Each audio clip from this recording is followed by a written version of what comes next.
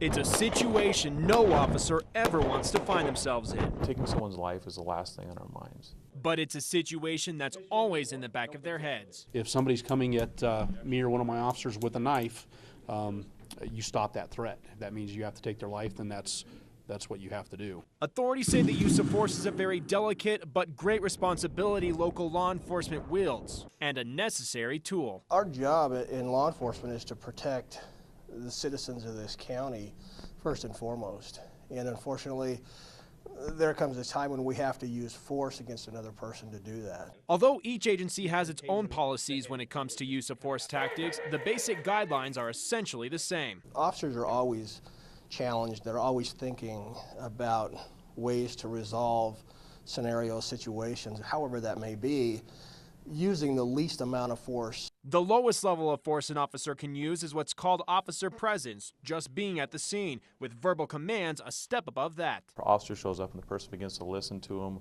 or behave like they're supposed to, that's where the wheel of force stops. Then comes soft hand control, using things like pressure point maneuvers to handcuff a person who may be resisting arrest by going limp.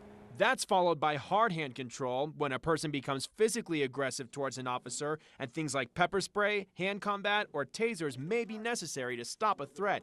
And finally, there's deadly physical force. We get into deadly force issues a lot of times where the individual has some type of weapon. Officers can only use a level of force that is appropriate for the level of force being used against them. The time it can take, though, for a situation to go from officer presence to deadly physical force is often just a matter of seconds. It's difficult, and that's where the training and the experience comes in. To demonstrate, I suited up in a police belt and was told I was responding to a call of a suspicious person in the park. When we first walked in, they gave us very minimal information, which is often what we get from dispatch. As I approached the man and barely got out 2 words, he jumped up, pulled out a knife, and attacked. That fast, wow. 3 other officers were given the same scenario. Corporal Culver at the police department, can I see your hands? All 3 times the scenario was over in less than 5 seconds, ending with the officers firing their guns at the attacker. You have no idea whether or not you've hit him. There's no time to be able to gauge that. You just shoot until the threat is stopped. Officials say as fast as the attacker came after them, and as high-stress a situation as that was, shooting him in the arm or leg would not have been an option in this scenario. It's just essentially impossible to be able to make that kind of decision that quick and be able to take that kind of a shot. That's if you're both standing perfectly still. And 2, that person's trying to kill you. They say tasers wouldn't have worked either. By the time he gets to you, you shoot. You only have about a spread like this. It's not going to work. It's going to cause a little bit of pain, not enough to stop him.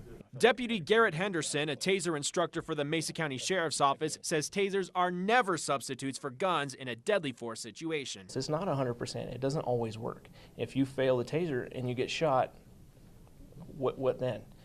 I'm going to go home every night to my family. With so much at stake, use of force is something that's taught early and often. A lot of emphasis goes on that.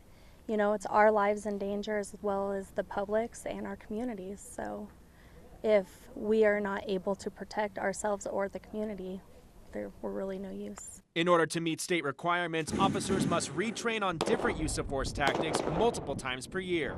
They have a real good understanding before they ever leave the building what they can do and what they can't do. So if and when the time does come, they'll be ready.